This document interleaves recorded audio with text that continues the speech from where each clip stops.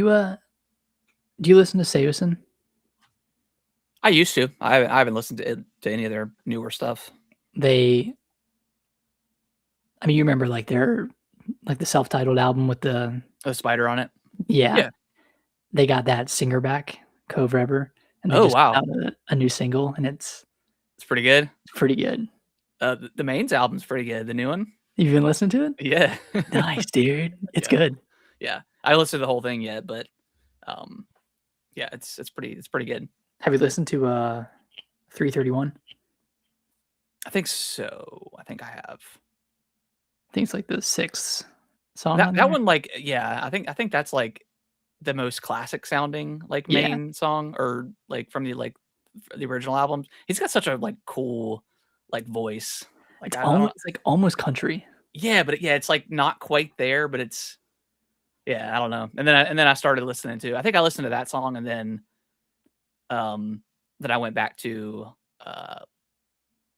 Pioneer. Yeah, Pioneer. And was listening to that. Because I really wanted to listen to the song where he's like, I asked Katie to dance, but I almost blew it. Oh yeah. And I love like the part where he's like, and I said something. What was it? I kissed her on the mouth because she told me to do it. Yeah. Oh yeah, dude, so good. I don't know if you've ever listened to their album "Lovely Little Lonely." Is that one of the newer ones? It's from 2017. Okay. It's not. I don't think I listened to them.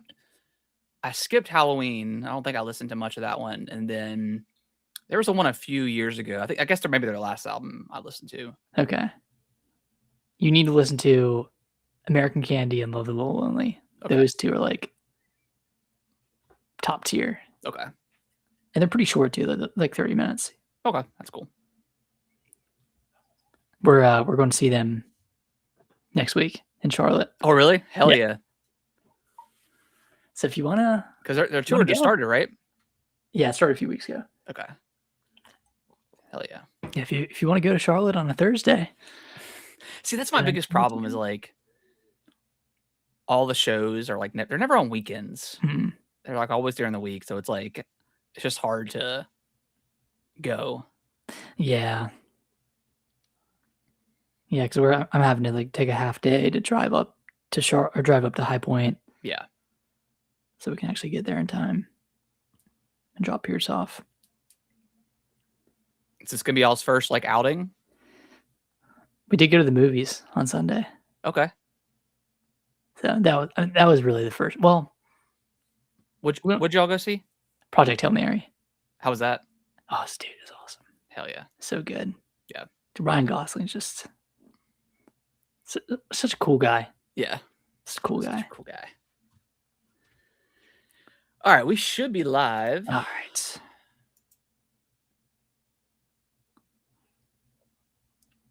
Yep, we are live. Yeah, the mains, they're so good. They're good, dude. If I were to get a tattoo, I would get a lyric from the main. Yeah. I've been close to getting one a few times, but maybe I'll wait until they break up.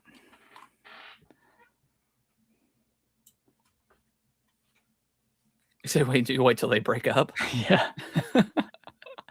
Yeah, because what if they put out like an even better album and I'm like, damn, I wish I would have gotten that lyric tattooed. Well, you just add another one. Tattoo. Yeah.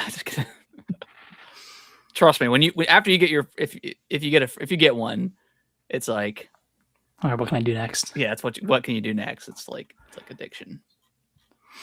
Slippery slope. You haven't gotten many tattoos recently. No, the last one I got was like in 2013, so it's been a long time. Okay. They are just huh? Would you get any more? Oh yeah, like I want to, but they're so expensive. Like, which I mean, if you find a good artist and stuff, and you find someone that it's worth it. Yeah. I mean, it's on your body forever, so. Yeah, they're very expensive. Like I think the one the last one I got was like $250. I guarantee you that one now would be like $500 or $600. Jesus. Yeah. I think prices may have came down a little bit since, but I know after COVID, prices just soar because Yeah. So I bet it's still high, oh, honestly. I'm sure it is. Yeah. Plus, tip. You gotta tip them too. So yeah, it can get pretty pricey. All right, are you ready to start the show? Let's do it. I've All right. tweeted this out. Let's do it.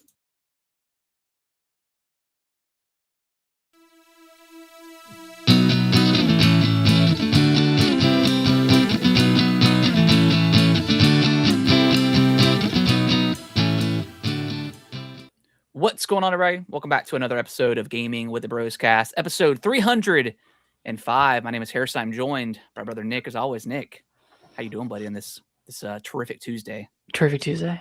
Doing good, man. Heck yeah. Doing good. Doing great. Doing okay.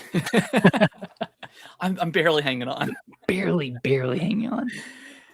So yeah, we got a good show planned for you guys today. Bunch of news, bunch of games that I've specifically been playing that I want to talk about. Been on a tear. Yeah, I've been on I've been on a generational tear this year. I have played a ton of games. Old and new. Old and new, yeah. The games I played before, games I've never played before that were old. So exciting times. That's why it always ticks me off whenever I hear like a streamer like Tim the Tatman or somebody. They're like, there's nothing to play. Like BR games are so dead. Like, brother, literally play anything else and you'll be A-okay. Open up Steam, bro. Yeah. That drives me insane. Yeah. It's just such a dumb take because I get like you're a streamer, you have your genre, right? You have the thing people come to watch you for. Yep.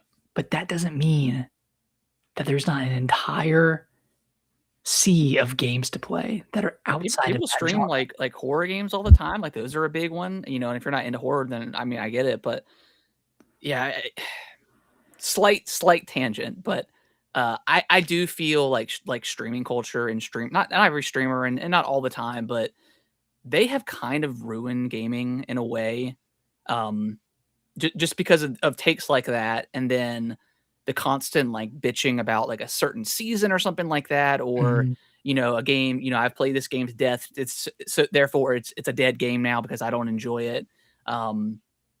Where 15 years ago games could just come out, you play them for however long you play them, and then that's it, and you move on to the next thing. Like not every single game has to be a forever game, right? Or like complaining that single player games don't have enough content, and like you burn through 100 hours of content in a week, and it's like, well, dude, that would take a normal person at least a few months to do. Like I see people whipping through Crimson Desert at 100 miles an hour. Like that's one of those games I enjoy it. Played for months and months and months and years. Well, it's because they know life it, and they play for 10 hours a day and do nothing. I've done that before, but yeah, I mean, so yeah, definitely. Like I'm not saying that it's a bad thing, I'm but not coming back to the game and saying, "Where's the content?" Yeah, it's a dead game. Like I'm doing okay. You blew through it, and that's it. I don't know, move on. While other people are going to be playing this game for weeks and months, So Crimson Desert, that's I do eventually want to play that. I'll probably wait because to give them credit, like they have been rolling out updates like crazy. So I don't know how fast. Like I don't know if they're just been on crunch mode the entire time since it came out, but although I still haven't seen much on like the console versions, like the console side, how those run. I think it runs fine. Yeah, but I want to play it eventually. Yeah, we'll see. There's just a lot of stuff to play. Yeah. All right. Yeah. Tangent over. Nick, you want to dive into what we've been playing? Let's do it. Should we start with my small list or your huge list of games? We'll start with. Yeah, you start with Kenna because I did finish that as well. Yeah, so finished Kenna last week. I think in the last episode we were both kind of in the same spot, right? Like I think I beat it like soon after the podcast. Yeah, like that same night, and then I texted you about it. Yeah. Yeah, I really enjoy it. Like, not only really enjoyed the final section of the game because it was quite different from like the first two areas where Yeah. first two was like kind of open areas that you can go and explore, while this one was finding three points to pass through and then it takes you to a completely new like linear area to Yeah. complete. I liked it a lot. Yeah, I like the variation with that. Yeah, and that boss fight was great at the end. That one felt like a little bit soulsy, Yeah, for like a sure. little more soulsy than the other ones.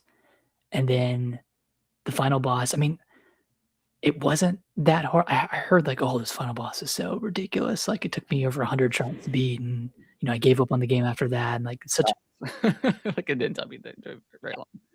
I did die on the 3rd phase once, and it takes you back to the very beginning, which is That a sucks. bummer, but it was kind of on me, like, I didn't see the spikes on the back of the creature's back, Mm, so, like, I didn't really know what to do, so I just kinda died, but once I figured out what to do, like, getting back to that point wasn't a problem. It just took, 5 minutes of going through the boss. So yeah.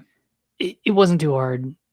I think the difficulty of that final boss was kind of blown out of proportion. I think it And then lined up with, like, the rest of the game, like, 'cause the yeah, game is not like a cakewalk, like, it's pretty difficult in spots, yeah, and, I still I still think it's definitely not as difficult as, any of the Souls game, but, no, like, if that's I feel like this game could potentially be, like, an entry point into the Souls. I still wouldn't say this is like a Souls-like, and, like, it's not like, you're not uh losing your yeah, you're not losing anything when you die, but, like, difficulty-wise, mhm, it's it's there, but, I did at the very end of the last boss fight when you have to do, like, the platforming sections, I did die, like, maybe 5 or 6 times, and it doesn't restart you from the beginning, it restarts you uh, from that part.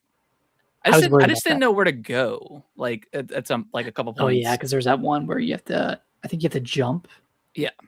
You have like, to you have to jump, and then you have to catch the bloom, the flower, and then it pulls you, and then you have to, like, then use the arrow again and and then freeze time and then go to the next point. So, yeah, it was kind of a, that's not the part that I died. It was one of the parts before. I just didn't really know where to go.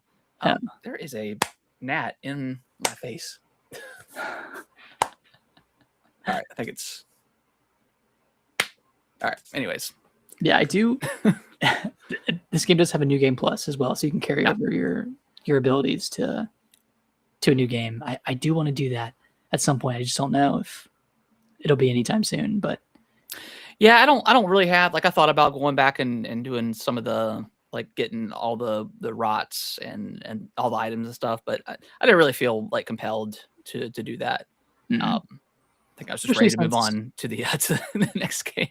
I mean, after a certain point with how many rods you have, you don't really get any additional upgrades. I think after Yeah, I you think get after, like like, level 4, like, that's yeah, it. after level 4. Like, the skill this like, the yeah, like, the skill tree, you can get done with it pretty quickly. Yeah, And I didn't really see anything that on there that I didn't have. I think there was, like, maybe 1 or 2 that I didn't have, that I felt like I needed to get. And obviously I beat the game, so it didn't really matter, right. um, but yeah, I still think it's a great game. I cannot wait for 2. Like, I will be playing that day 1 on Oh, PS5 for sure. when it comes out. Um, because I went back because I saw the trailer at the State of Play, and then after I beat it, I went back and watched the trailer again now that I had the context of the Yeah, story, and I'm like, "Hell yeah, this looks incredible." So, yeah, like riding a cannot wait. mount, having some like elemental attacks. Yeah. Like, yeah, it looks really good. I hope it's I hope it's about the same scope, not It looks like too it's a lot big. bigger. There is, like, a mountain stuff like that too. Yeah, I don't know. I still feel like it'll be between 10 and 15 hours to beat. Yeah, yeah, I hope it's around that length. I don't need it to be a 30, 40 hour kind of game. So, Right. yeah. Yeah. Well, that's pretty much all I've been playing. I have gotten back to Dragon Quest VII Yeah, I saw you've been playing it. Reimagined. Um, I don't know if I'm getting close. I'm like 20 something hours in, and Where are you at? I just did the island with the flying people with the people with wings that are flying. Okay, yeah. Yeah, you still got probably about maybe another 10, I 15 figured hours. Yeah, because there's still 1 or 2 tablets or 1 because or 2 like I areas said, to get you to. get to a point where you think it's the end of the game, and then there's like another 5 hours. Okay. But I never felt like I was ready for it to end. But yeah, it's a pretty long game. Maybe I just feel like I've been playing it forever because I've been playing it on and off since Yeah, January or February when it came out.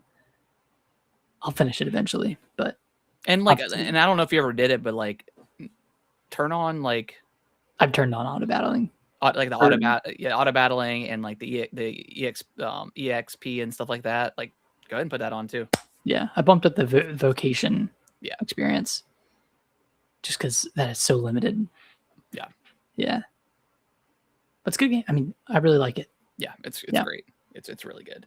All right, Harrison, tell me about. I mean, where are you gonna start? Are you gonna start with Resident Evil? I'll start with Kirby Air Rider. So I got this game for Christmas, and I've been playing so much. I never tried to play it. So I did finally boot it up, and kind of did a little bit of everything. I did like the top down like race mode. I did the city trials mode, which was really cool. It was a lot more fun than I thought it was going to be. I did think it was just going to be you going around and finding the little JPEG images to get your stats increased, but Yeah. you actually like fighting other people and Oh yeah. trying to screw other people over. And there's like some bosses that come in there as well that you all have to like team up on and defeat. So like a lot more involved than I thought it was. And then I only did a one city trial run, and it ended up the game mode at the very end was like pretty much like the brawl one where you're in the arena and you have to hit each other a bunch and I ended up losing. I think I came in like 6th or 7th place. So I figured like 4 months after release, It's the sweaties that remain. it's the sweats that remain. So I knew I wasn't going to do very good. I was hoping for more of the one where you like fly into like the big block and stuff, but Yeah. But I'll probably try it again. And then I started the single player mode. I think I got past like the first world. I think Okay. I did like the big boss of the end. It's a lot of fun. I mean, it's very extremely Smash Brothers coded, just with Oh yeah. the From menu, the announcers. the announcers. I'll definitely play some more of it. But yeah, it's a lot of fun. Yeah, I wish I'd played more of it. I still can. Um, but it is a lot of fun. Like City Trial, once it clicks, it is really fun to play. Yeah. I still didn't finish the story mode. I think I got like 7 worlds in and then just never finished for whatever reason. But actually, I know why. It was because Prime 4 came out. Yeah. But yeah, like it really does have something for everyone, from like that top-down mode to the City Trial to just regular races. Yeah. Yeah, it's cool. It's a cool game. Like it's pretty content complete. Yeah, there's a lot there. Yeah, for sure. And I'll quickly talk about Pokemon Champions that came out last week.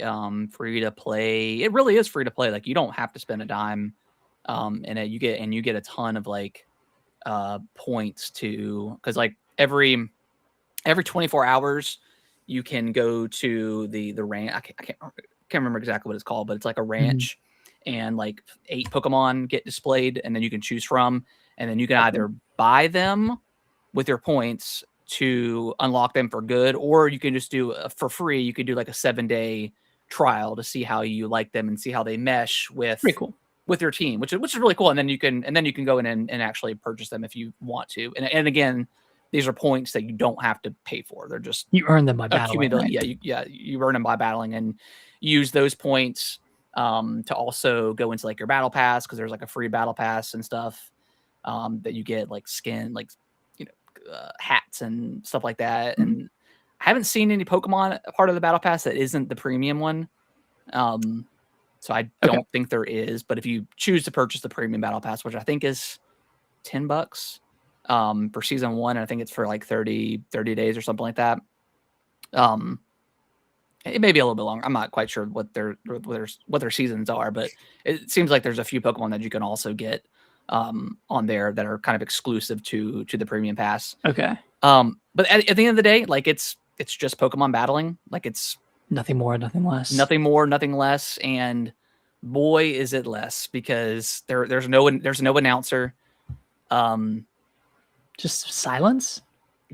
yeah, just silence and your Pokemon doing like their battle cries and stuff. Some of the animation is pretty good and cool, and some is just typical animation that you would expect from a Pokemon game. Man. Yeah, this definitely is not the Pokemon Stadium like successor. It's very much not. It's pretty much just like a by the books by the battler. books. There's only one arena too. There's not like multiple like biome arenas or anything like that. So it's very, very and you know they can always update it in the future and add more stuff. But yeah, just having no announcer just feels super weird. There's also like in Pokemon Stadium, like the original two, like the camera would cut around the stadium and like you would see different angles. They don't do that here either. It's just they have like the static image that you're used to just behind the Pokemon, and occasionally they'll move to like the front when your Pokemon are doing something. But again, there's not a lot of like cool camera angles that you expect out of a Pokemon Stadium game. Again, no announcer. It feels very very bare bones. But again, it's free to play completely, so that's at least you know at least there's that. But yeah, it's not the actual battling is a lot of fun. Like it's blending with like you're trying to find the strategies and stuff because when you normally play Pokemon games are so easy. You never need to use like sword dance or yeah, any you of the don't. You just non-attack. need to know like what the types are. And this game I like it too because like and I think most modern Pokemon games now will say like what's super effective and extremely effective and not effective at all. So that's really cool. But yeah, using and then like because each Pokemon has like an ability. Maybe not every single one, but like Gyarados when he comes in the battle, like he uses like Intimidate, which is in the main game too. But you don't really think about like at least I don't in the main game like any of that stuff just because the games are just so easy again. Yeah. But yeah, just thinking about all the abilities of what Pokemon do and how they mesh with other like that. There's something there with that I think is really really cool. And there was a moment a few days ago where I was playing and I was like, I might be into this. And then I was like, and I thought I was hovering over the premium battle pass and I was like, how do I pick it up? And then I was like, you know what? No, because I feel like I'm going to play it for like maybe another week and that's going to be it. Have you gone back to it since then? I haven't played it in a few days now. Okay. But I could already see like the sweats emerging from the game. Cause like the first, like I was on a tear, like I won 5 in a row and I was like, am I a Pokemon? Am I a Pokemon master? And then I got to, because it's one of those things where every time you win, you rank up, and every time you lose, you rank back down. Oof. So I got to like the next tier. I think I won the first match in the next tier, and then I just got wiped by this one guy. And then I think I won maybe 2 more times out of like another 7 or 8 games, and I was like, yeah, this is a sweat fest. But it's fun. Again, it's free to play. I'll have to download it. Yeah, it's the next. I mean, this is what they're as far as like tournaments and stuff go. This is like what they're going to be using from now on, which makes sense. I mean, you don't want to just. I mean, what have they been using before? Like, I guess just whatever like the newest game is. Okay, but it's probably like kind of a pain to get switches that connected and together, and I don't know. It's probably just a lot more streamlined doing have a dedicated game. Yeah, it is Switch only right now. And then I think a little bit closer to like the Pokemon Internationals is when they're going to announce or like release the mobile, I assume. Yeah. So, but yeah, it's really cool. I mean, again, it's kind of giving me like that addictive Hearthstone vibe, which I don't necessarily want to be a part of anymore because that game consumed my life for many years. Have you ever thought about going back to Hearthstone? If they put it on Switch again, like I don't know why they have not put that game on Switch. It makes 0 sense. Yeah. I mean, Blizzard just put out Overwatch on Switch too, so yeah, it makes no sense why that game has never been on the Switch. Yeah, that's weird. That could have easily been on Switch 1. Yeah, 7 years ago. Yeah. I downloaded it like maybe last year and was looking at it. It just so much has changed. And again, that's because I've been away from the game for years now. But it seems a lot more complicated than it used to be. It used to be pretty simple. Yeah, pretty simple. Like and it's like with any card game, like jumping in back into it. You know, I'm sure if I jumped back into Magic, there'd be a lot of mechanics that I just wouldn't know about. I was at Target the other day, and I looked at the card aisle. Yeah. And I just saw like a fully stocked card aisle, and I saw the Final Fantasy Magic cards. And I was like, man, do I do it? Do I pick them up? I didn't do it, but yeah, I really thought about it. See, and I've been thinking about getting back into Magic, and just trying it out again because like I've seen some of the kind of funny streams where they like Bless and Mike play, and they're like doing like the Commander decks, and they were using like the Avatar and the Teenage Mutant Ninja Turtles, like that expansion. So it looks a lot of fun, but Jeez, they do everything. yeah, they do everything. So I've been thinking about it, but yeah, but I don't know if I just don't need more stuff, you know. Right. I mean, look behind you. yeah. So yeah, that's Pokemon Champions. I think it's solid. I think it's like reviews like in the 60s or something. So it's not great, but it's like it's not even meant to be a game. It's just meant to be like used for tournaments. It's a vessel almost. Yeah. For battling. So I didn't expect much from this game, but I think you should give it a shot. It's fun. You know, I could see me going back to it every once in a while and playing a couple of matches. But yeah. All right. Well, let me dive over.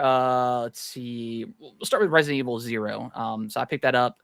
I was trying to find the physical copy of these two, and I couldn't find it anywhere. Or they were like $40. I'm like, I don't really want to spend 40. Because they were on the eShop for like $10 a piece, and I'd already had Resident Evil 1 that I bought years ago, so I ended up picking up 0 on the eShop. And this game slaps, dude. It's classic. It's classic Resident Evil. I wish the train portion was like a little bit longer because that's like the big like, you know, this is the set piece. You know, this is a train.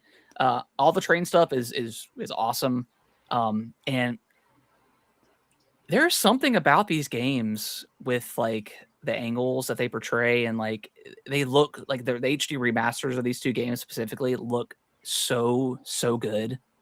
The level of detail and like the environment, because like you again, especially in the train segment, like you'll be coming down the aisle and there's a couple of zombies that are dead, and like one's just like hanging over the seat and his arms like wailing, or not wailing, moving around due to the shaking of the train. Yeah, man, it just visually it looks stunning. I could go for a new style, like a new Resident Evil game in this format. I don't know if they'll ever do that, but I think that would be sick. Yeah. Even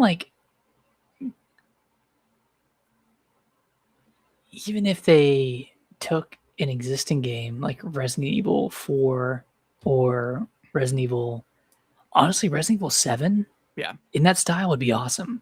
Yeah. Because that's a pretty contained area. I could see that working. Like, yeah, just taking an existing game, like not demaking, but I know in Resident Evil 5, when there's a DLC where you actually go to the mansion, they do have a setting where you can change the camera angle to that, like I don't even know what kind of like it's called. It's like fixed camera. Yeah, fixed camera. But yeah, the game is great. I mean, it's got your typical like, so yeah, the train section is pretty short, like maybe under 2 hours. And then you go to this training facility, which is basically the mansion from RE1. I mean, the same, like basically same setup. Like you have a staircase, and then you have like your branching. And that segment is probably the longest in the game. It's definitely a few hours. And then it's got your laboratory, but the lab is cool though, because it's not your traditional like, you know, clean lab. It's more of like a dungeon-y style lab. Okay. So that's underneath a church that they have near the facility too. So it's weird. But it's got like your giant cockroaches, giant scorpion in this game. You fight a bat, like a giant bat at some point. Zombie monkeys. zombie frogs. Like, so it's got Jesus. all of like the cool like zombie animals that aren't really in the newer games anymore. Like other Yeah. than maybe the dogs. But I don't. And the dogs in 9 were completely different than like the traditional zombie dogs. And those were just in one section. Yeah, Yeah. yeah. Um, yeah, the game is really, really good. I enjoyed it a lot. The only thing that sucks, and this is probably the most different Resident Evil game out of all of them, because there's you play as two people. So you play as Rebecca Chambers, and then as Billy Cohen. And I know why so there's no inventory box in this game. So you are literally, and you don't get upgrades to your inventory at all. Oh God. So you are constantly stuck with 6 slots. And in Resident Evil 1, the shotgun didn't take up 2, but in Resident Evil 0, the shotgun takes up 2. And you get you get a grenade launcher that takes up 2. You get a hunting rifle that takes up 2. So So what do? You just drop it if you don't want it?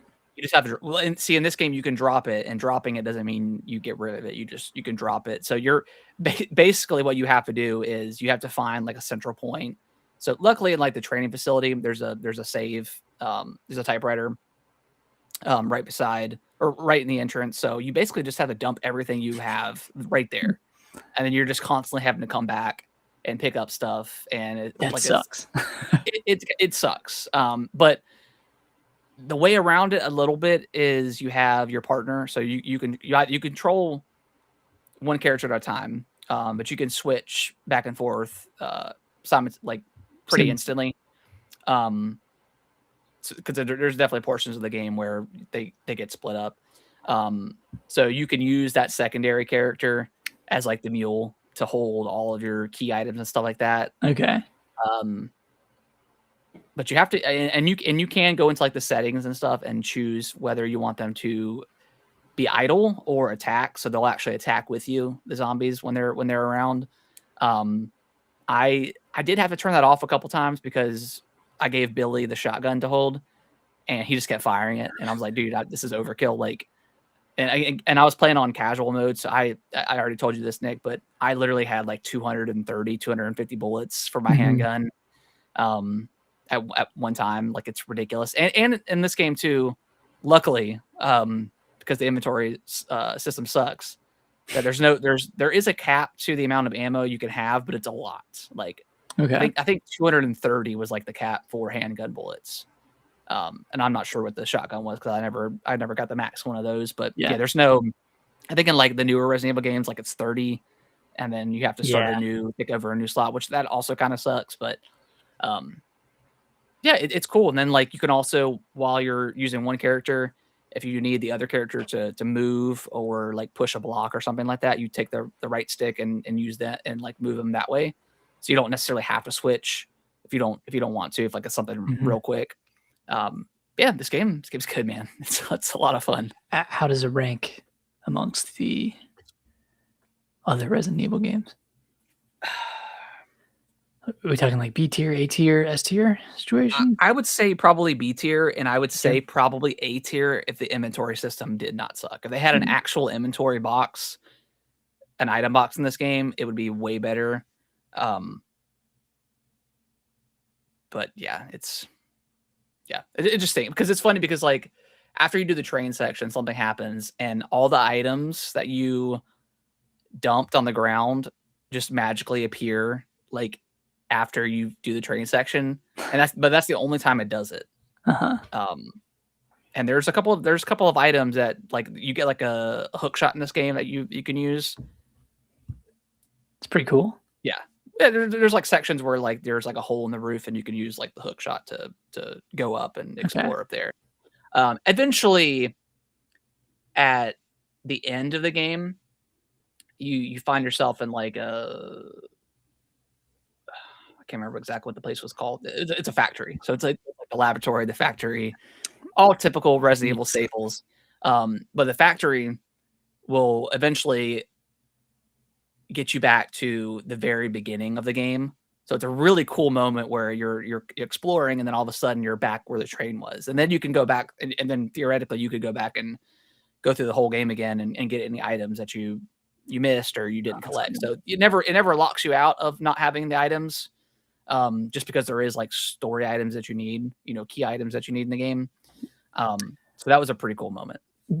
How is the loading between rooms? It sucks. Okay. Is it And similar I to 1? I think 1 is a little quicker Mhm. than 0 is. And it's not like long. It's like 5 seconds, but when you're When you're going lost and you're not really sure where to go and you're just trying to walk into the room and just, refamiliar refamiliarize yourself with it, and then you're like, "Oh shit, I've already been in here. I don't need anything in here," and then you leave. That part sucks, and I would say that's probably why, like, I would put 0 at a B and maybe put Resident Evil 1 at an A. So far, I haven't finished 1, but, yeah, load times are a little bit quicker in 1. Okay. Yeah. But, yeah, And even in 1, they're not they're not bad. They're a few like a couple it's not seconds. bad, but if you are lost, and I was lost when I tried to pick it back up, and I just need to start over Yeah. completely. But yeah, if you are lost, it's like, well, I have to go through like 10 rooms to find out where I am, and Yeah. each one has a loading screen. So And I do like this one because and I think it does it in RE1 as well, but, like, once you discover the item in a room, like, you can go back look at the map and go through a list of all the items. So if you're like, "Man, I need a health bad," you can go into the map and find where, like, the health, that was cool. where the The herb. the herb is, which is neat. So, yeah, it's a really cool game. Then I'll jump over to 1, like, 1, obviously, the classic Resident Evil. Again, it looks visually Yeah, really visually impressive. incredible.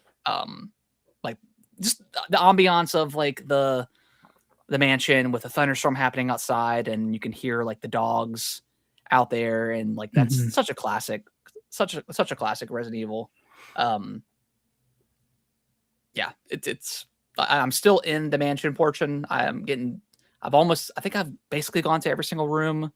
Um, I think there's one more puzzle I gotta do, and I think I'm gonna move on to whatever is next. But, uh, yeah, it's a great game. Nice. Yeah. Yeah, I really want to restart this one and just play it fresh. I think that's my plan for this month. I don't know. Yeah. Maybe after Pragmata. We'll see.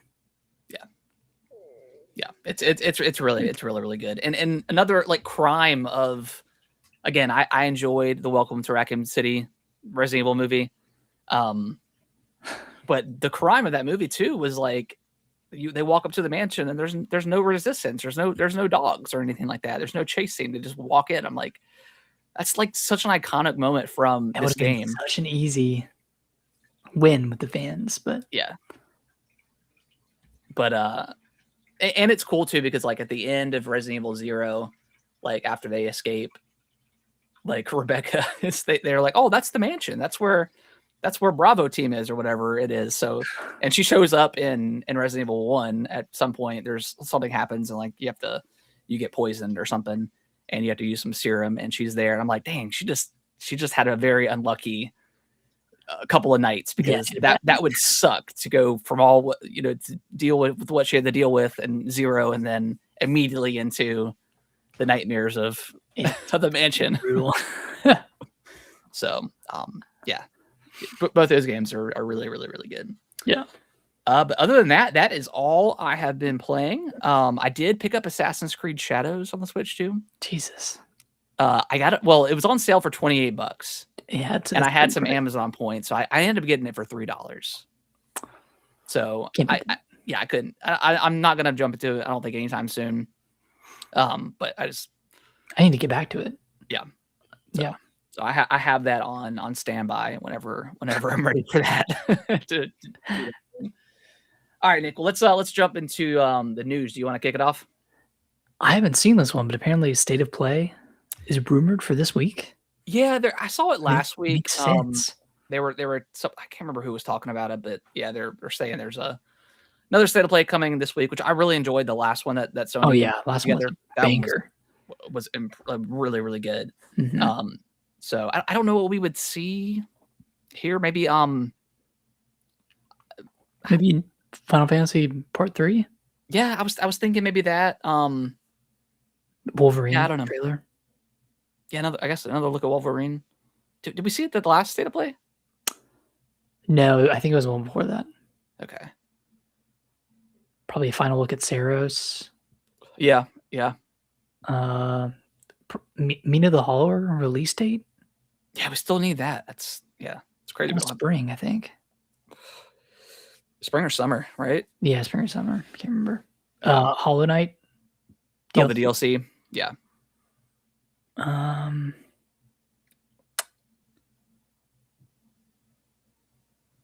don't know what else. I mean, we wouldn't see Intergalactic.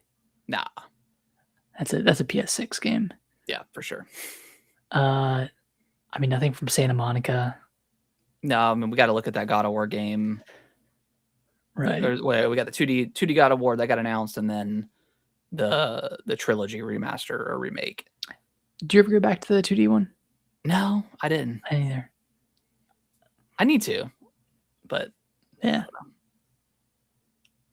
I think I jumped into that one. I should have waited on maybe some reviews. Because apparently it's like super long and just not that fun. But yeah, we'll see. I was just trying to support him, Yeah, trying something different. I mean, no one showed up for Astrobot, so I gotta support the other stuff somehow. We waited this long. That's a 2D God of War. Oh, God, that's not the same team. People are so annoying. I was really impressed with the last one, so hopefully they can kind of keep it up with the new maybe we'll see another Kena trailer. Yeah, that'd be cool. Yeah, that'd be awesome. Let's see. Pragmata, the reviews came at that. I think it's sitting on 86 on Metacritic. 86 on Metacritic, 87 on OpenCritic, I think. Okay. Yeah, 87. I mean, yeah, 94. Yeah, they just continue. They're continuing their just generational run of just incredible games, and I think this is an important game in gaming in general because this is a new IP, right? That Capcom is trying, so hopefully it sells pretty well. Yeah, new IP, single player, 10-hour story ish. Like, I heard this sentiment in a couple of reviews that I listened to, but like, it does feel like an Xbox 360 game, right? Like there were so many single player story focused Xbox 360 games that were just like random new IP, that never had sequels or franchises, but that is what we're missing from gaming today. It's like everything has to be a franchise. We don't get any new IP, and like this is straight up a brand new IP. Yeah, it sounds like the world is super interesting with like the 3D printing and like being able to 3D print any object, even if it's organic matter. And like, I don't know, it sounds awesome. Like, yeah, I can't wait. Are you picking up on Switch too? Yeah. Okay. Yeah, it's sitting at so like majority of the reviews were on PS5, of course. But Switch 2, it's sitting at 89 out of 16 reviews. Oh, 16, pretty good. Yeah, 16, and so I mean, it's got a demo, so like you should already know if you're going to play it on Switch 2 or not. But the demo runs. I mean, it ran great. So I love that game. Like the gameplay premise of hacking while you're shooting enemies. Like, it like doesn't work on paper, but it works in practice. Yeah, so cool. Like, it's something different that I personally haven't seen before in a game where you're actively hacking, doing a puzzle while you're also shooting. So I think that's really cool. A couple more reviews before we go to the next story. Replaced, that comes out today. Yeah, it's out now. Today. Yeah, that's at a 79. Yeah, that's like the 2D like think inside, limbo stuff like that. Batman style combat, like 2D Batman style combat, like the reactive combat. I don't know if I'll play this, but it It's looks on Game Pass, interesting. right? Yeah, it's on Game Pass. Yeah, I don't know. I wasn't really hyped for it. I know a lot of people were. Mhm. So I don't know. I may play it down the road. You know, we'll talk about here in the news in a little bit. Maybe Game Pass will start coming down in price, so maybe I'll jump back on board. But Yeah. yeah, for now, I think I'm okay. Yeah, I'm glad it's Reviewing 79 it. is a good. I mean, that's a good score, right? Yeah. And then Mouse PI for Hire, that's like the 1930s Mickey Mouse detective boomer shooter game. Yeah. That's at an 83 on OpenCritic. This one I'm interested in. I might pick it up, but I also heard that the campaign is like 15 to 17 hours, and that just seems a little bit too long It's a little bit long for that type of game. for a a shooter. Doom-like shooter, but yeah, there's like weapon upgrades and is it on the stuff. Switch too, or is that coming out later? I think it launches on Switch 2 as well. Okay. Yeah, and Switch 1. Apparently. Oh, wow. Does it have? Even have a Switch? Oh, there we go. Switch 2. No reviews for that. Okay. I think it runs at 60 though, according to like their it does. press release.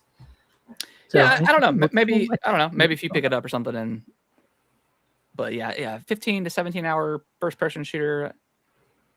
Like if I can't get through Doom Eternal, which is objectively a great game. Yeah, that game is fantastic. I don't know why you stopped. Did something else come out during that time? I mean, Animal Crossing was out. That was taking up a lot of time. And you never played the Dark Ages either, did you? I mean, I played it. I didn't finish it. Oh, that's right. I played I played through like chapter 6 or something. Okay.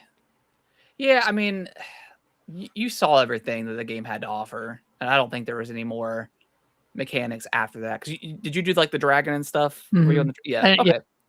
Didn't like the dragon. The mech. Yeah. Yeah. So yeah, you saw. I don't think there was anything else really, other than just missing out on some of the set pieces. So yeah, if you weren't enjoying it, did it make your top 10 last year? It did. Yeah, I think it was like a low. I got like a 9. Yeah, 8 or 9, something like that. But yeah, it was good. I liked it a lot. If it came to Switch, I would I'd pick it up.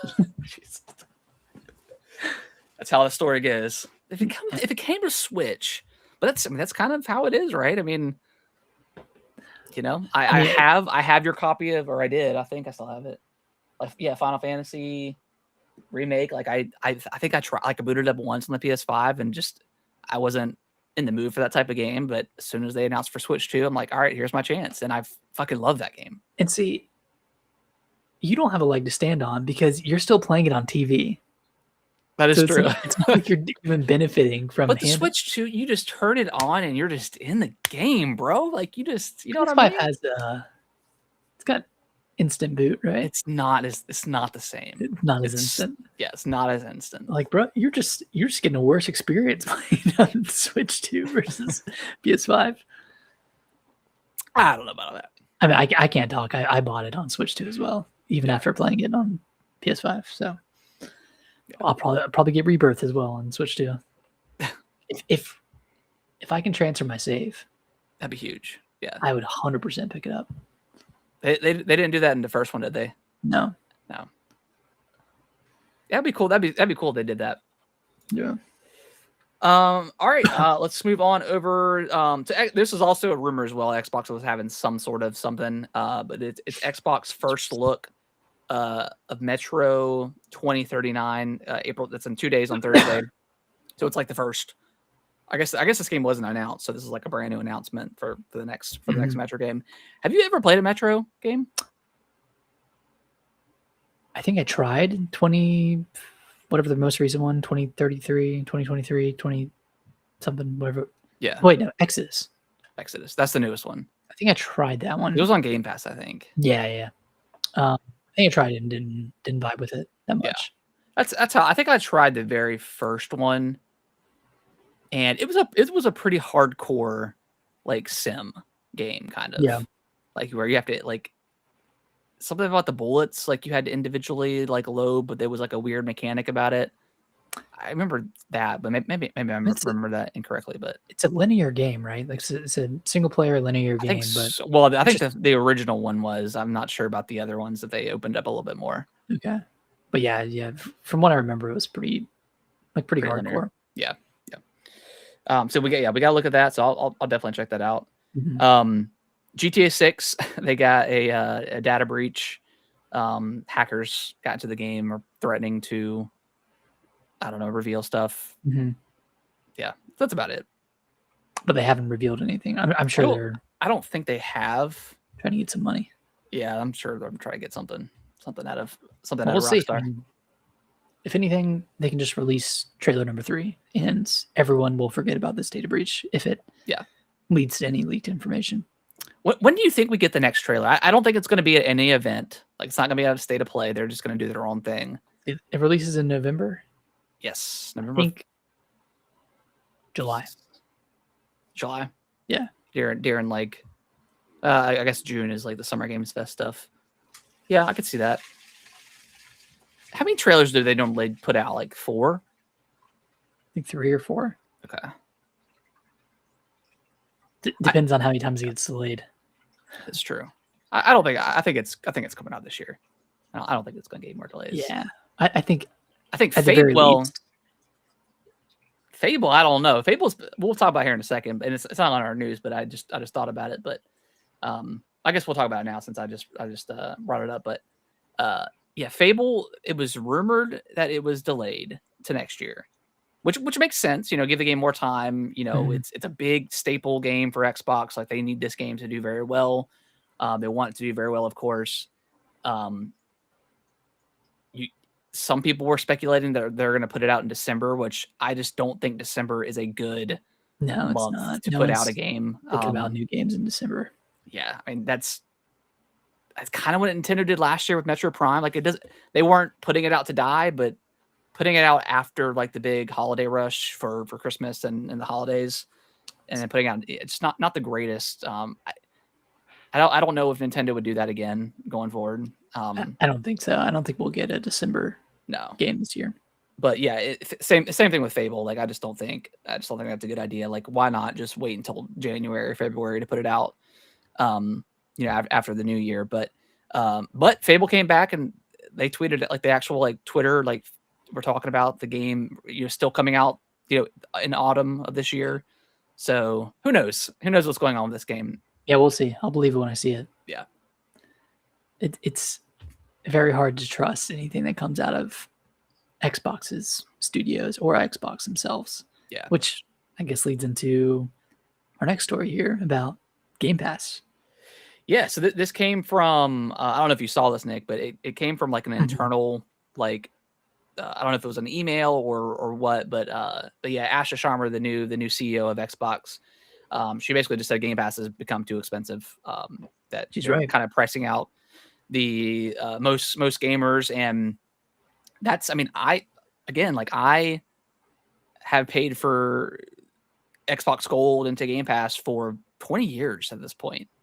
Ever since it really launched, I don't think I ever actually canceled it. Like even when I was not playing a bunch of games in around like 2012, 2013, I think I still had Xbox Live. It's just one of those things where it was so cheap that I just didn't really think about it. And that's how Game Pass was for a long time. It's like, did I play every single game that came out on Game Pass? Was I excited for every single first party game that Microsoft put out or Xbox put out?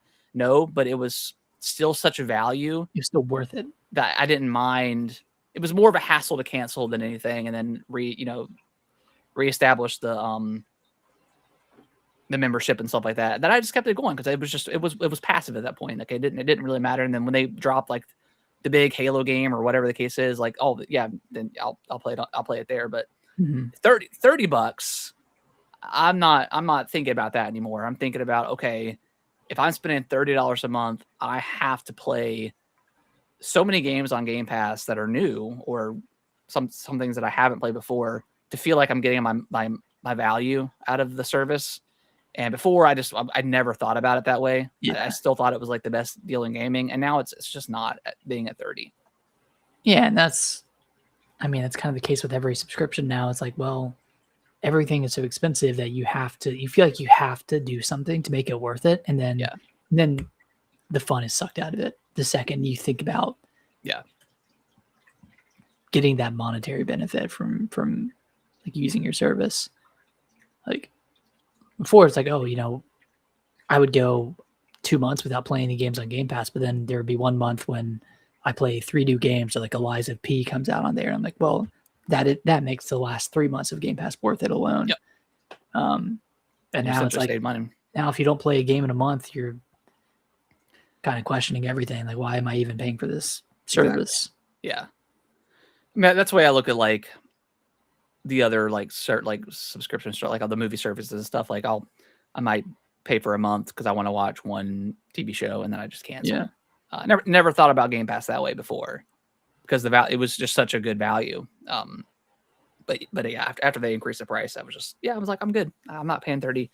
So what I think they need to do is, obviously they're reevaluating Game Pass and the tiers and stuff like that. I just think they need to have 2 tiers. I think they need to have one tier that is like $10 a month that has like your kind of like PlayStation's gold tier or whatever for PS Plus, where you get like a catalog of games that are like the hits of Xbox that will, the older games, and then eventually, the new games that become old will get added to that tier. But yeah, $10 a month for that. And then you have your next one that's maybe 15 or $20, and that's like the day one games. If they still reasonable. Yeah, they still do like the day one Game Pass games or whatever like that. I feel like that should go there for $20, 15, $20. And then multiplayer, it just needs to be free no matter what, even if you don't subscribe at all, because we're getting into this weird point where Xbox's next piece of hardware is a PC hybrid. And that would feel very weird that this is essentially a PC, but I'm still paying for the Xbox service while the PC counterpart people are not paying anything. And it's like, can you buy Halo on Steam and play multiplayer for free? Or is it going to cost you because you're playing on an Xbox device, technically? Yeah. Yeah, I think they're going to get rid of it. And I feel like if they're the first ones to do that, I think that gives them a little bit of goodwill, essentially. Mm-hmm. Because PlayStation and Nintendo charge to play online, and Nintendo's is still so cheap that it's like whatever. Don't really think about $20 a year, right? Obviously a little bit more if you're paying for the expansion pack, but yeah, I feel like that's the good move for Xbox to do. Is just obviously make Game Pass cheaper. Just have 2 tiers. They have 3 tiers right now. Is that what they have? Yes, and I don't even know what the hell the second tier does. I seriously don't. Like, it's like core and then something, and then like you still don't get day one games or something like that? Yeah, something like that. I'm not really sure. It's super confusing. It's standard core and ultimate? Core? Yeah. Core, standard, ultimate? Is core just live? I don't know. See, why are we confused? Yeah, we're like in the thick of it, like in gaming, and we don't even know what the heck this stuff is. That's insane. Off the top of our head. Yeah. I know I know their tiers. I don't even subscribe to them. But it's pretty clear. Pretty clear, yeah. And maybe it's just something that if we actually looked into, we would know. But I don't know. Yeah, it's still very confusing, and I just feel like they need to get it lower, because $30 a month is kind of insane for what they're offering. And I don't know. Part of me like wants them to just pull back on everything and just go straight first party exclusive, lock it down again. Like I kind of want that. I've been like a big just let people play where they want to play, but you got to build your platform back up. I don't know. I kind of want the gatekeeping back. I kind of want I want the console wars back, man. It's softened up, and I don't like this. Yeah, it's a little too soft. Yeah. We need like edgy Xbox and edgy PlayStation back. We need PlayStation to get checked a little bit. Yeah. And we haven't had that in 2 generations. Yeah. which I is mean, God, way too long. I mean, if we're spending $1,000 for the next piece of hardware, like they've got to have it. They got to give us a reason to actually pay for that. Right. Not just, oh, you can play Steam. Yeah. And EGS like that. That's not enticing enough. Like No. those handhelds already exist. Like Lenovo already exists. Like you got to do something else. You gotta you gotta lock it down, man. Yeah. I bring back gatekeeping, man. Let's do it. I love it. All right, next story. Elden Ring Tarnished Edition. It is priced at $80. I think on Amazon is where it's got first listed. I'm not sure if it's been listed anywhere else. And this does include Shadow of the Erdtree, which is a $40 expansion. Which is a $40 expansion. It's not on the card. None of it's on the card. It's game key card. All that.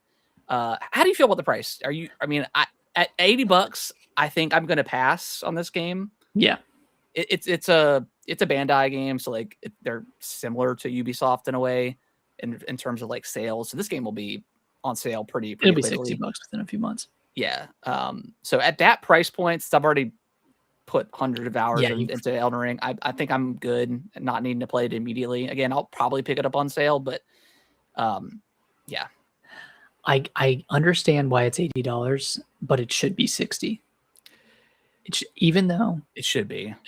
I know Shadow of the Erdtree came out in 2024. It hasn't been that long, but Elden Ring is it's an old game. 4 years old. Yeah, older game. You're really telling me that if they put out base Elden Ring right now, they would charge $60 for it? I don't know. This feels a little bit egregious. Yeah, long are the days of like Game of the Year editions that are leaving one platform and going to another one, a couple years later, and they're even with all the DLC and all that stuff, they price it at like a normal price and not like, hey, actually we're gonna charge more because you're getting more. And I'm like, dude, this is like a 7-year-old game. Like, why is it $70? I mean, Avowed was cheaper on PS5. It was. South of Midnight, I think, was the same price on PS5. It's 40, I think. 40, yeah. Starfield. Yeah. Starfield was 50. 50 on PS5? I think so. Yep. I don't know. And like Kenna coming to Switch. Kenna was 30, right? 30. It had a launch discount. 40, so yeah, it was 40, but 31 if you picked it up on like during launch week. Yeah. So, I don't know. $80 feels just and this to be fair, and I think people are just right now with Nintendo specifically is everything is so expensive with all of their games. Like all of their editions are $80 pretty much. Yeah. This isn't necessarily Nintendo. This is Bandai's pricing. They could have easily said, hey, we're going to launch this game at 60. I think it's honestly, I feel like it's a mistake to launch it at $80. I feel like if you launch it at 60, I think that would be like some pretty nice goodwill for Bandai, and I think a lot more people would probably pick this up than versus 80. But I don't know. It's still like in terms like you said, in terms of like Elden Ring being 60 and Shadow of Erdtree being 40, you're still saving $20 technically. But again, it's an older game, so it's like you're saving $7. Yeah, so it's like just cut us some slack here, man. Like, yeah, just give it to us at like a reasonable price. How much is the Dusk Blood's going to be? Is that going to be I bet it'll be 70. I think it'll be 70. How Night Rain was 40, right? Yeah. I don't think this can be any more than 60. Yeah. Especially if it's PvP focused. But it seems like, well, we've only seen the one trailer. I would assume like content wise, it's way more than Night Rain had, or at least different. Yeah, like, it's not just Elden Ring assets repurposed. Right. I mean, Night Rain had some DLC.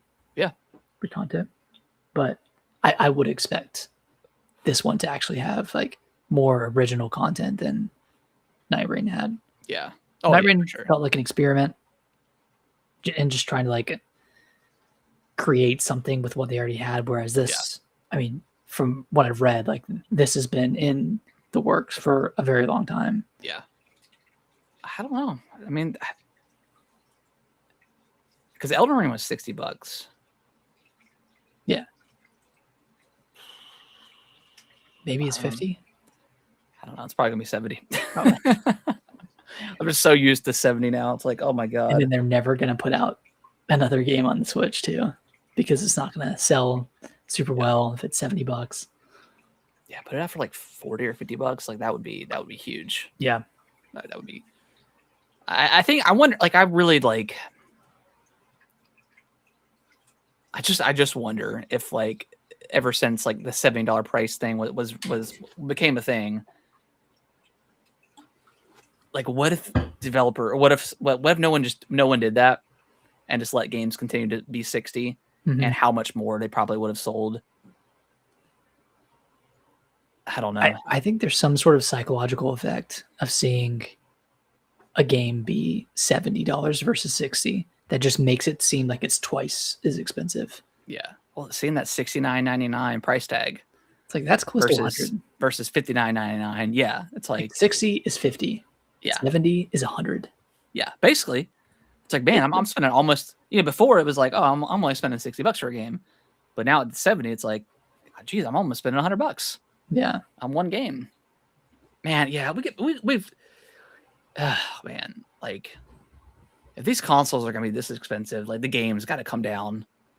Like everything can't just keep going up. Like it's gonna hit a breaking point. Yeah, it's gonna be a point where even arguably already has. Yeah. Like even I'm definitely not picking up the next Xbox or PlayStation day one. Like that's just no. I'm not spending $1,000 on hardware. The Steam machine, which was supposed to launch, I think it was supposed to launch in Q1 this year. Mm-hmm.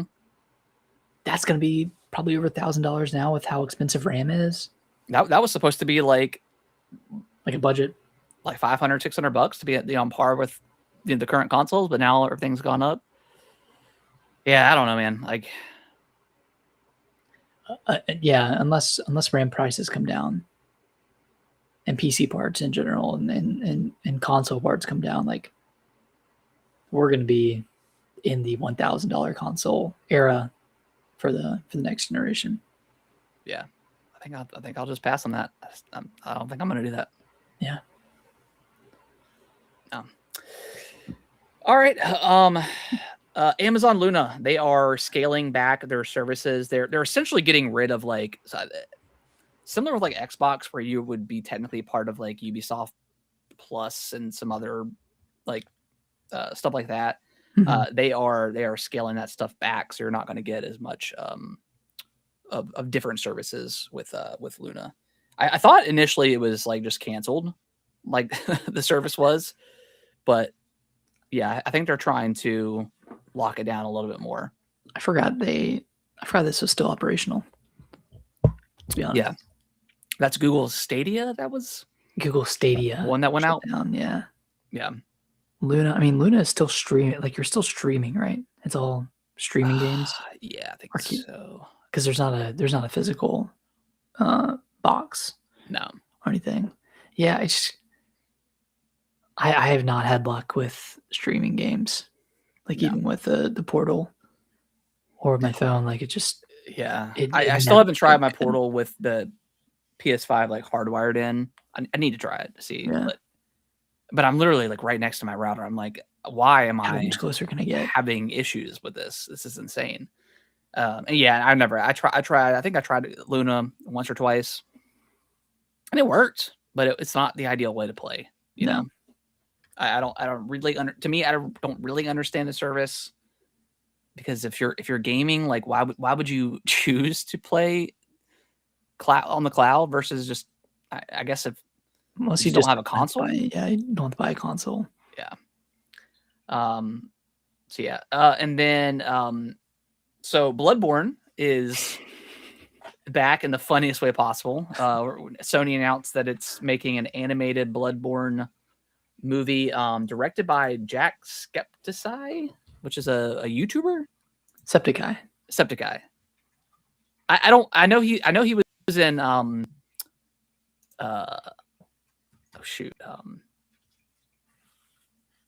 Fall Guy? Dispatch. That he was a voice actor in that game. Oh, was he?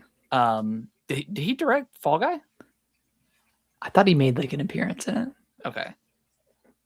I didn't know he did film and stuff like that, like directed. So I mean, I didn't either. This is news to me, and I don't even know. Like, I know of this person, but I don't know what their content is at all. I assume he's just a content creator. It's like a gamer. Yeah, a gamer. Okay. I don't think I've ever seen a clip of of him, but I'm sure you have. Maybe. But yeah, super random. This seemingly happened out of nowhere. I don't know if this was rumored at all. I don't think so. And it's confusing to me because, they just closed down Bluepoint, who pitched a Bloodborne remake that they were going to do.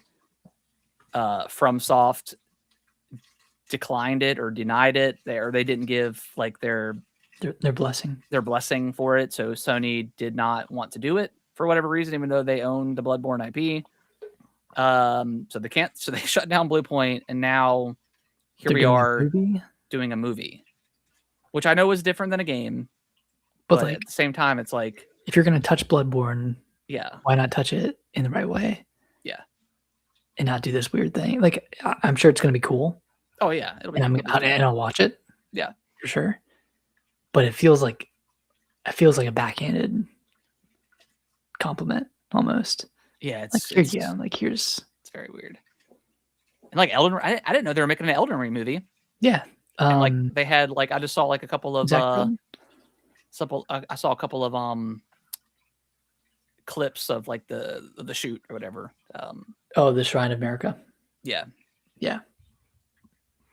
I didn't know they're making an Elden Ring movie. The most like convoluted story in video games, and you're going to turn it into a movie. Like, it's so dumb. It's going to be interesting on how they do that. I'm sure it'll be fine. Is this one also filming in New Zealand? I feel like this could be a very New Zealand game. Yeah, I don't know for sure, but maybe I would hope so. Like, anytime there's like horseback and combat, like it feels like it needs to be filmed in New Zealand. Yeah, I don't know how well either Bloodborne or Elden Ring will translate into a movie, but it could be cool. Yeah, I mean, I feel like if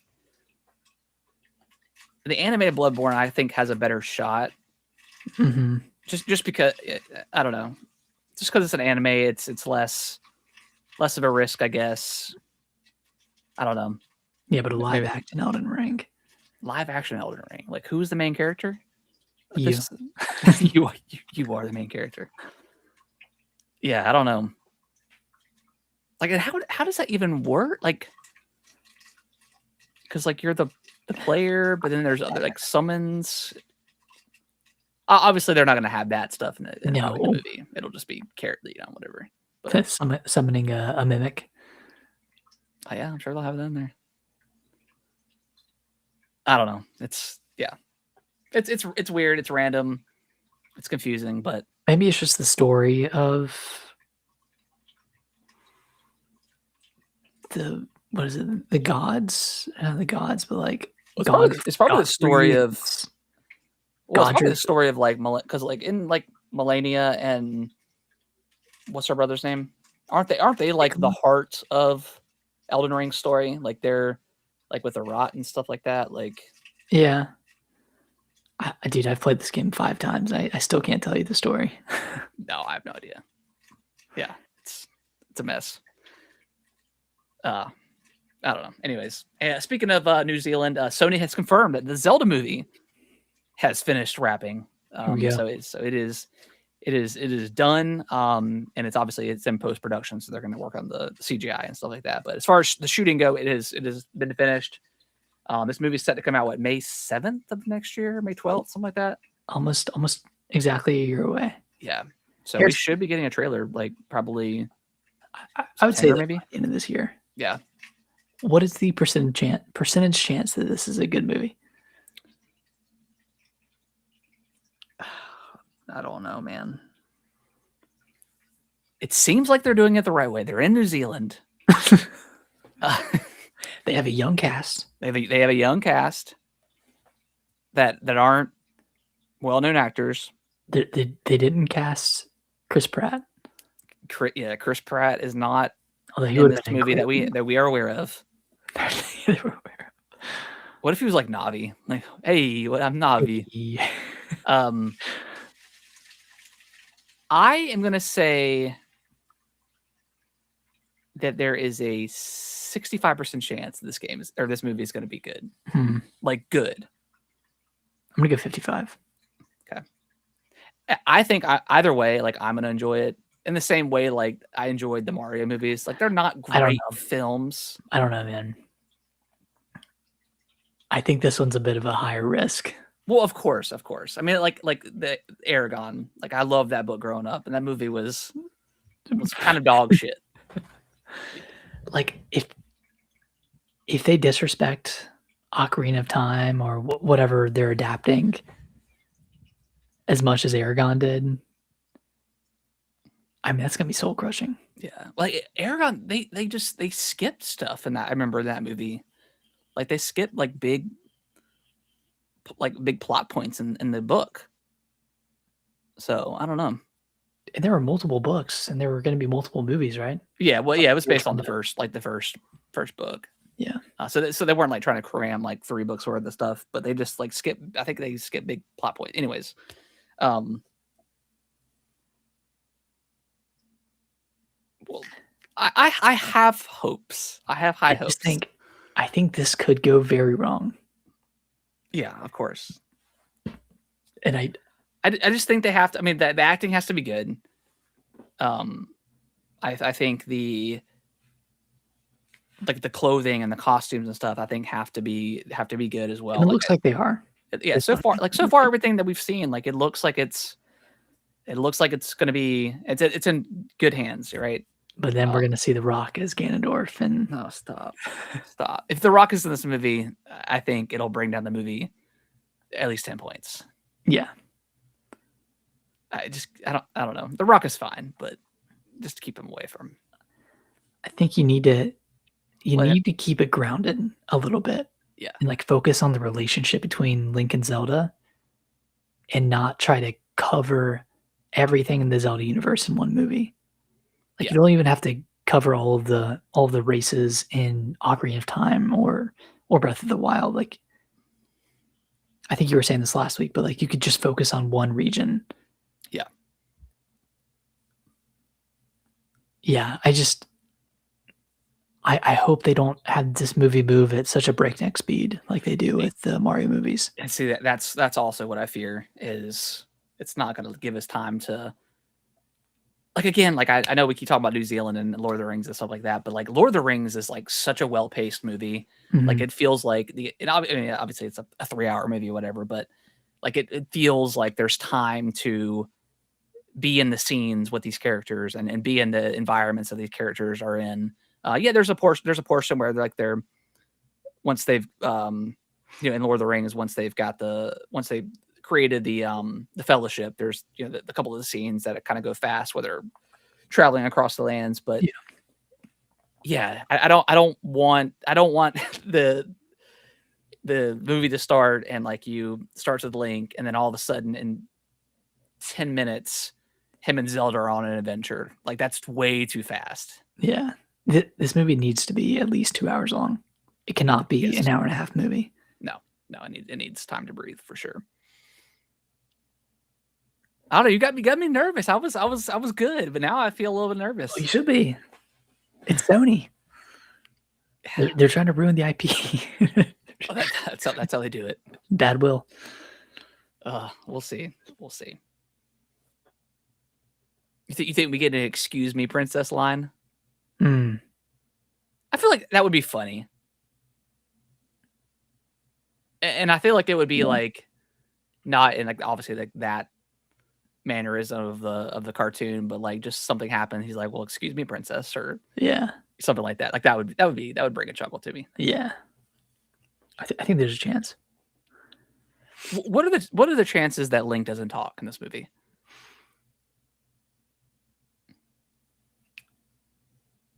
60%.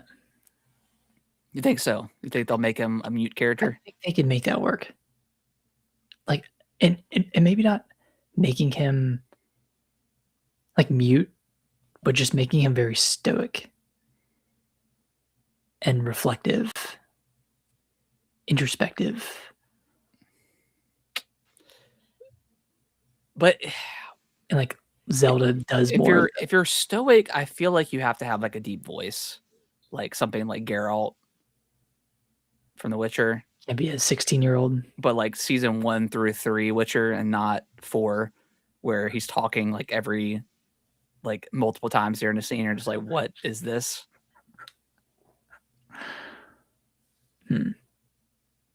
I don't know. But he also can't be like a whiny kid Yeah. either, right? He's got to be. I don't know. I want him to feel confident. I don't think it'll be whiny, because that's just a mischaracterization if they do that. Yeah. Just like I don't think Zelda will be whiny either. No. I think he'll be relatively stoic. Yeah. And Zelda will be like kind of proper. Like kind of again, like going back to Lord of the Rings, like a Legolas character that's doesn't like Orlando Bloom does not have a ton of lines. Like I think throughout like the 3 movies, I think he talks less than 10 minutes or something like that. It's something crazy.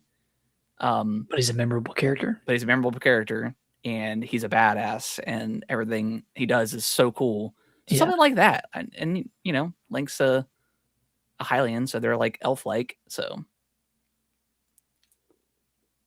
all right, I'm back. I don't know. We say all this. That first trailer is going to be so important. Yeah, it's gonna be make or break. And I can't wait. Even the first shot of the first trailer. Yeah. And I do think he'll talk in this movie. And I think they'll be like kind of tongue in cheek with it too in the first trailer where Link won't talk at all, and then at the very end he'll be like, "Hi." Hello. I don't know. He'll say something cool like, "Let's go get Epona" or something like that. I don't know. Yeah. Epona. Hi. Hi. That would be funny. I am Link. Hello. Hey, Zelda. I think you're right though. I think they'll end that first trailer with like him responding to Zelda or something. Yeah. She's like, you don't talk very much, dude. And he's like, hi. Yeah, and see, and they could like again be like tongue in cheek with it, where they could say stuff like that, where like you're very quiet or something like that. Mm-hmm. Yeah, I don't know. God, I can't I'm on the fence. I'm excited to see the trailer because I'm excited to hear like the music. The music is going to be like the big thing. I hope they add some licensed music into it. You know, some like Katy Perry or something. I want to be a hero. Yeah. No. If there's any licensed music in this movie, they've already failed. Mm-hmm. Yeah. No. Dang. I'm kind of excited now, though. Yeah, I'm ready for the trailer. I'm ready to see what this thing looks like. Before we wrap it up, I meant to bring it up before we started the show, or the top of the show. I watched I think there's 1 episode left of the new Scrubs season. I already told you about it, but man, dude, does it recapture? It absolutely does. It feels like the show never left. Like it really feels like. Oh, I mean, a lot of times nowadays, there's so many shows that are coming back, and it just never feels the same. But even like they don't look like they aged a lot either. Like they all look like really, really young. Like Turk barely looks like he's aged at all. Carla, the same thing. Yeah, man, it's so good. It's funny. Like the first episode ends on a Coldplay song, so we're like, I'm like, we are so back. I've already teared up multiple times because of the stuff that happens in the storylines. Man, it is such a good show. I'm nervous to watch it. I don't think you should be. Okay. I think you're more of a Scrubs fan than I am. Yeah. And I think it's like perfect. Like it is. It is like, let's forget about season 9 and Mhm. that, and stuff takes place where where JD is no longer at the hospital anymore, but he finds his way back, Of course it and does. then Dr. Cox is there. Everybody's there except for the janitor, which is a little bit of a bummer. He's not in it at all, which is they don't Still, mention like, him. he's still a relevant actor, like Yeah, because he didn't die in the show, right? no, I think he got written off. No, he didn't get written off. Wasn't there like a weird fan theory that he was like a figment of JD's imagination? Yeah. Yeah, I don't know. He's in, the show Shrinking Yeah, on yeah. Apple TV. So I don't know why they Maybe didn't get him maybe for there was like just conflicts of interest with the filming of that, and maybe this. So Mhm. hopefully they bring him back in the next season. And again, there's one episode left, so I mean, who knows? Did But did they confirm if there would be another season after this? I don't know. I'm not sure. Okay. But yeah, it's really good. Like it still has all of like JD's like inner monologue and like cutting back to like how they do it, like kind of like how Family Guy does it, Yeah. but it still has all that and stuff. Like it's so good, dude. It's the first episode ends with Coldplay. I mean, that's enough right there. Is the Fray played at all? I haven't heard the Fray. Okay. But even like so, but it's really cool because back then, like it was the early 2000s, like it's still very much like a pen and paper as far as like all that stuff goes. And now they're dealing with like tablets and Mhm. and like how that's so it's like they're catching up to the times essentially. So that's cool how they're doing that. Even like the intro is still the same, like Superman song. Yep. Yeah. And that hits every single time. Like I love that intro. It's so quick. But now instead of like JD throwing up the X-ray of like the Scrubs title, he's got like a tablet and then he like flicks it up onto the screen. It's so good, dude. Modernized it. Yes, it's so so good. How many episodes are there? I think there's 9. Okay. So I've watched 8, Okay. and they're like 20-minute episodes. Okay. So same nice. kind of I think the old ones were like 20 minutes. Yeah, 25 minutes, something like that. 25 minutes. So yeah, I think it's like the perfect way to bring back the show. Dang. They could have done it so badly, but yeah, I think they nailed it. Yeah. Yeah. All right, I'm gonna watch it this weekend. Yeah, you got to. It's real good. All right. Well, I think that is going to wrap up the show. We appreciate everyone listening and watching all that good stuff. If you can review us on your favorite podcasting platform of choice, that would be greatly appreciated. We live stream every Monday, usually every Monday, at around 8:45. So if you ever want to come into the live stream and hang out and chat, that'd be awesome. Talk with us. And other than that, we'll be back next week with Pragmata Impressions. That's the only game coming out this week, right? Pragmata. I know we're placed a mouse PI comes out at the end of the week as well. Yeah, and I think Vampire Tamagotchi Life. Nick, are you picking up Tamagotchi?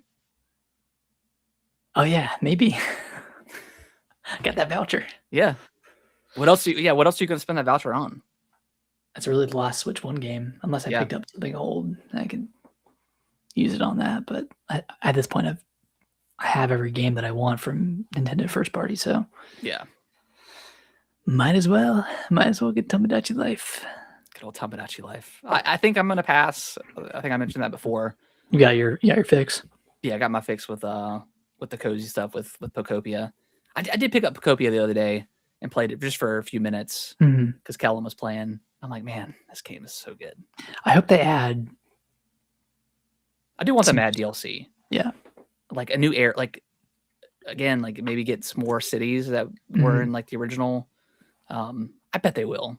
I think they will. I think they'll. I'm interested to see how much this one sold.